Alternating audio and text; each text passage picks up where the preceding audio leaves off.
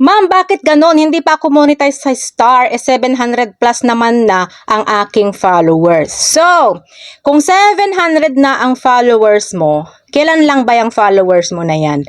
Kasi ang sa Star natin guys is 500 ang kailangan. 500 followers within 30 days. Executed 30 days. Yung 30 days na yon dapat naka 500 followers ka. Pero, kung last month pa yung 300 na followers, last month pa yun, tapos yung 400 this month lang, magta 30 days pa lang, hindi yun talaga mamomonetize pa guys sa Star. Kailangan 500 followers sa loob ng 30 days. At saka bakit ba gustong-gusto nyong mamonetize sa Star?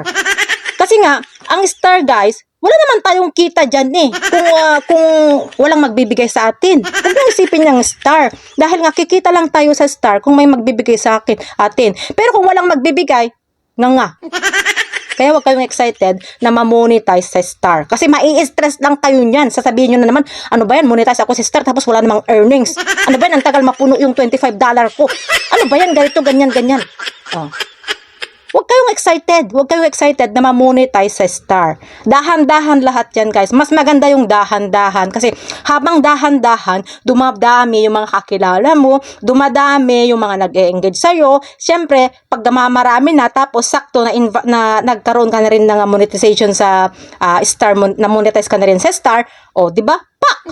Mga kakilala mo, magbibigay agad yan.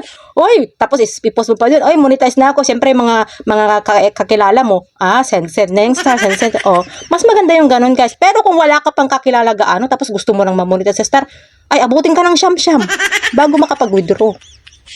Kaya wag kayong excited na mamonetize sa Star. Ang gawin nyo lang guys, mag-enjoy lang muna. Mag-enjoy. Palagi ko sinasabi, mag-enjoy.